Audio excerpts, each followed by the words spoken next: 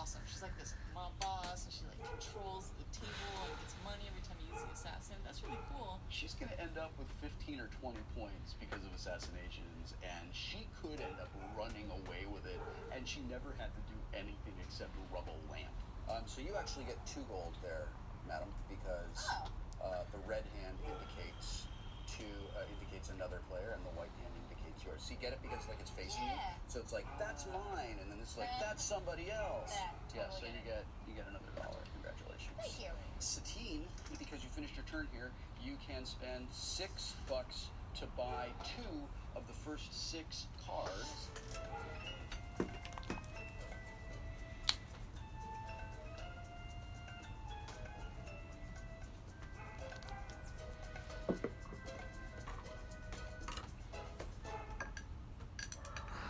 $6.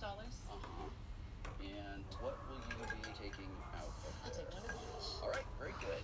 Excellent. And here I go. It's a lot of points, but it's not as many points as the thing that otherwise makes pointing.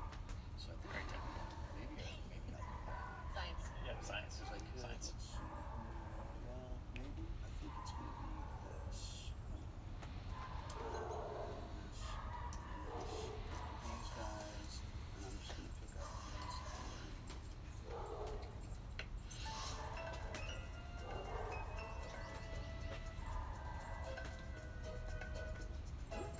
The resource cards that you buy at the market start out not being worth very much, 1 point, 2 points, but as you build your set, when you get up to, say, 6 different items from the marketplace, you're scoring 30 points for those cards, and it's extraordinarily valuable. I could do a small merchant. I can buy one of the first 3 for, I believe it's $3. So now I will spend $3, and I will buy the papyrus. If you're going to use a resource strategy, the first market draw probably decides that. And I saw very quickly that I was going to be able to get like 4 or 5 different resources like right out of the gate. And that was a great way for me to know I am counting on 21 points. That's terrific. Now I have a little bit of a buffer if somebody starts to really go ahead of me in genies or really go ahead of me in land. And it's also a thing that the other players don't really look at and think about unless they're also playing the resource game. Excellent, excellent. You didn't spoil my move. I'm going to take green, yellow, and white guys there. Yeah. Go to my right, drop a green, Okay. then drop a yellow, and then go far. There you go, drop a white. And then you got this guy, which allows you to get a genie. You don't need to open this out. Exactly. So I'm going to grab this guy. Boaz Yep. is mine. Yeah, nice. Hold on. Very good. Okay. This is about my 5th game of 5 tribes. I have felt comfortable in previous games looking for property acquisition opportunities, which are always hard in the opening move, but I still thought there might be at least getting myself in position to where on the second round I could begin to acquire property. Before we do first player again, we're going to go ahead and refill these things. So all of these cards move down, which is kind of cool. I like that. It's sort of like stone.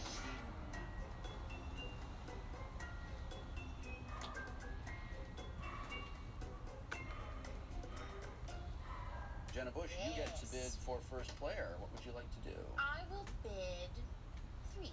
Alrighty. 3. Satine, where would you like to go? 5. All right, 5 for you. How much do you want to go before me? Enough. Enough? Enough. Yeah, like $1? You know what? I'm good. Well, I'll put a 0 in that case. Yeah. There's no reason to waste the currency. Yep, very well. Okay, first player, Satine. Okay. So the far These guys? corner. These guys. Yes. All right. I'm gonna drop a red. Here? Yes. All right. And then drop a white. Uh-huh. And then drop a blue. Pick up these blues. Very good. All right, so you are going to score hella points.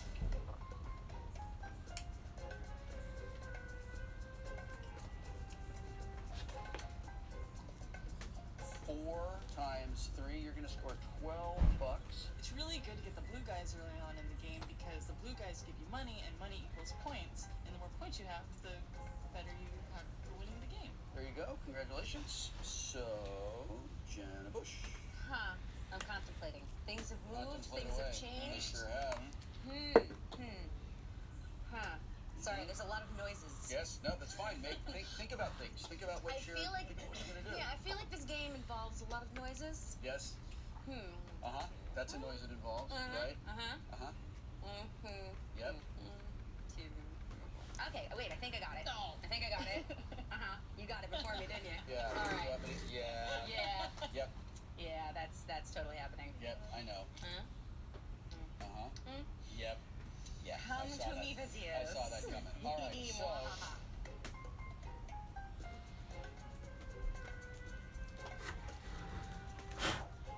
Viziers represent one of the more interesting tactics. By only having slightly more Viziers than other players, you actually score 10 points for every player you're ahead of. And so if you're the number one in a 4-player game, that means 30 points plus however many Viziers you have. Now you can also take the tile action, which is to rub a lamp, but you only have one elder. Sadly, I can rub nothing right Yeah, now. that's right. So go ahead and put your. Well, that escalated in a hurry. Because there, and Richard, it is your turn, sir. This is not in good shape anymore. I was trying to set myself up so that in the beginning of round 2, I could start acquiring properties. However, that didn't work out at all. Fortunately, however, I think I've stumbled into a position where I can instead start acquiring Viziers. I got it now. Going from the far corner. Yes. Go drop a red on those other reds. Red. And give me the And Viziers. give you the Viziers. If I can just capture 5 or 6 Viziers, I think that will keep me permanently in the pole position. So these guys, I'm gonna go.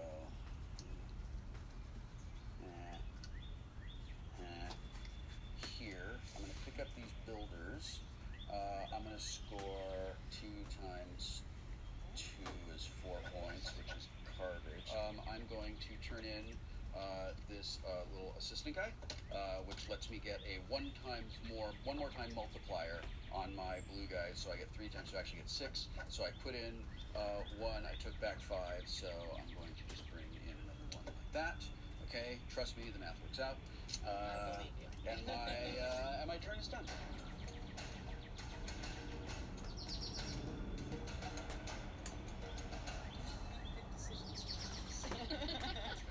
I instantly regret this bid. So what are you thinking about? Viziers. Yeah, sure you do. So I'm gonna go So with you want to pick up these guys here? Okay, so you're trying to get yellow guys. You're gonna come straight this way like that. And what colors would you like to wear? All right. Okay. Yes, white and then And yellow. you're gonna Wait, put- no, yes. Oh, no, wait. Oh, gosh, that's a stupid idea. Do you want to go back? Switch those green and... Switch these guys. Yeah. Okay. Do you want to set somebody up to get a genie? I started really bad and it's just going downhill. So I think I'm chaos. I'm just chaos at this point. There you go. They have 2 Viziers. So now you and Jenna are each getting 12 points for your Viziers. Richard's still getting 1,000,000, and I'm getting 0 Vizier points, which is super. Satine, what will you purchase? I don't know. This guy and this guy? Yeah. So I've got some spices. Yeah, and some sure. paper. You got very Italian when you talked about your spices. I'm half Italian. Good job. Okay. All right. Awesome. Okay, Richard, what would you like to do? All right, I have a plan. Yes, you do. The plan is to leave from here, Yeah. travel on a little caravan over here, Uh-huh. and over So, here. Because I'm gonna do a little killing. I'm gonna make you a little money Thank you, sir. by doing a little killing. I like to have other people do my killing for me. Yeah, of course you do. However, I have a sad note to go along with it. So first of all, I'm going to kill this little green guy here. So Yeah, that's what's going alright, so away. that green guy dies. That green guy dies. That gets you 2 gold. Yeah, you get $2, which is nice. Like a mob I boss. think that I know, right? it gives me a minaret here. Yep, and you get a palace. And a palace. Palaces are normally worth 5 points at the end of the game. However, there is a genie who will allow you to grow your things to be worth more. And now also you're this gonna is Jenna's bed. looks like you're gonna do some killing. While I gave you some cash, Thank you. Thank you. I also need to take care of one of your viziers. Yeah, kind of saw that coming. So. Will, here's an interesting question though. Does this kill count as a kill for her? It's a Yes, I'm gonna go with yes. Well, technically,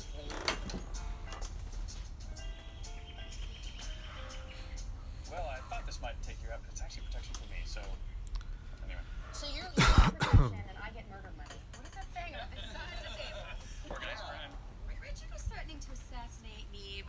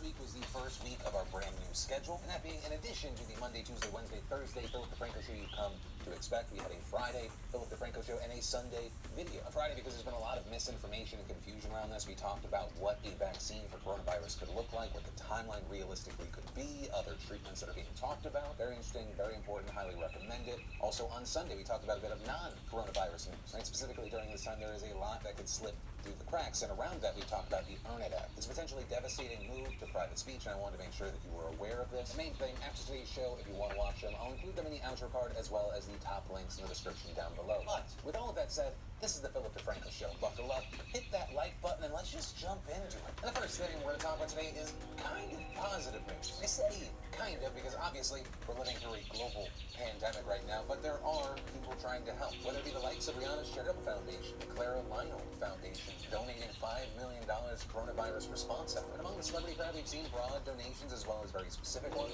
Broad, you have the likes of, Ryan Reynolds, Blake Lively, donating $1 million to Feeding America and Food Banks Canada, as well as Russell Wilson and Ciara donating 1 million meals to Food Lifeline, and they are by no means the only ones there. Also, on a more personal level, we've seen the rise of the Do Your Part Challenge. People like Britney Spears announcing on Instagram. So our world is going through such hard times right now, and my sister just nominated me to help people, whether it's with food or getting your child diapers or whatever it is. DM me and I will help you out. Where she announced that she was picking 3 fans to help out during this difficult time. Also, you have the likes of Jeffree Star cash-apping people money, some screenshots showing $250 to just random people. Also, a quick note I want to make about Jeffree Star here. People have been talking about Jeffree Star for a number of reasons over the past 36 hours, not just because of the donation, but because this clip went viral. And dark people are sick! The main tweet that blew up with this clip said, "Oh my god, I can't believe Jeffree would call me a dark person and say that dark people are sick. Like, oh my god, this is so hurtful." Right, and that clip just went viral, but this is the actual full in context clip. You don't support me, but you wanna take my money? Like, this shit is so and dark people are sick! And this appears to be in reference to people he says that hate him asking for money. So he wasn't saying dark people are sick. He was saying 2 different statements. This shit is fucked up and dark. Also, people are sick. One, to get a head start on the people that have not seen the full clip going on about it. Maybe we can talk about the other Jeffree Star fan. Also, 2, at a time where we are all solely focused on the coronavirus and like the fake news for other stuff, it's going to be easier for that to blow up. But that said, the last bit of good news I want to touch on has to do with medical supplies. Right, so if you don't know, hospitals around the globe have been working tirelessly to treat growing cases of coronavirus, all while dealing with shortages of masks, gloves, and other essential medical supplies. Interestingly enough, we're now seeing several TV shows stepping in to do what they can to support those on the front lines of this pandemic. Station 19 reportedly had around 300 of those N95 masks that they donated to their local fire station. And reportedly, those masks were used in a place where firefighters were having to reuse masks because of the shortage. ABC's Grey's Anatomy donated its backstock of gowns and gloves from its costume department to local LA hospitals. Meanwhile, The Good Doctor donated surgical masks, surgical gowns, face shields, soap, disposable booties, disposable isolation suits, latex gloves, medical caps. We also had New Amsterdam and The Resident donating what they could as well. We've also seen a number of businesses changing what they do to see if they could help. For example, brands like L'Oreal Group, Cody Ang, perfume makers like Givenchy and Dior, they're now reportedly using their facilities to produce hand sanitizers to give to French and European health authorities for free. The clothing company Hanes retrofitting factories to make masks. Tito's Vodka announced our distillery has been working hard to get all of the pieces in place to begin production on 24 tons of hand sanitizer that adheres to industry and governmental guidance. And notably, Tito's is not alone there. They're joining other liquor companies, both small and large, that are pivoting to hand sanitizer. Reportedly, you have companies like Apple donating 2 million respirator masks. Facebook announcing they're giving away 720,000 masks to health workers. Apparently, the company initially bought these in case of wildfires in California. Zuckerberg saying the company is also working on sourcing millions of more to donate. Tesla and its CEO, Elon Musk, saying that the company is making ventilators, saying that he expects to have over 1,200 to distribute this week. And something that I do want to say, that, this is not a definitive list of all the celebrities and all the companies and all the people that are trying to help. But I just want to make sure today that I took a moment to highlight some, because I know now the news is very uncertain and at times frightening and overwhelming. But there still are people trying to help, small and large, and that's not including just... I know that people use the word heroes too much these days. They're genuine heroes, from the most apparent, right, are doctors, are nurses, are people in the healthcare industry, elder care. But honestly, all the way to the people that have enabled us, even though life has changed, the people who have enabled certain facets to continue. People working at gas stations, grocery stores, convenience stores, pharmacies. I also think of all the people involved with deliveries. Once again, even that doesn't touch on everyone that is really essential to life so that it doesn't all fall apart right now. Yeah, main point here, I just want to take a moment to try to highlight some of the good that we're seeing, also note some of the good that's not always ever present, especially because the news in general, and what we're going to be diving into is at the very least concerning, if not inherently negative news. Which on the note of concerning news, let's talk about the news involving the coronavirus and the Department of Justice. Because according to a report from Politico published on Saturday, the Department of Justice has asked Congress to grant it certain new emergency powers. And among those would be the ability for Attorney General Bill Barr to ask the Chief Judge of any district court to indefinitely pause court proceedings. Quote, whenever the district court is fully or partially closed by virtue of any natural disaster, civil disobedience, or other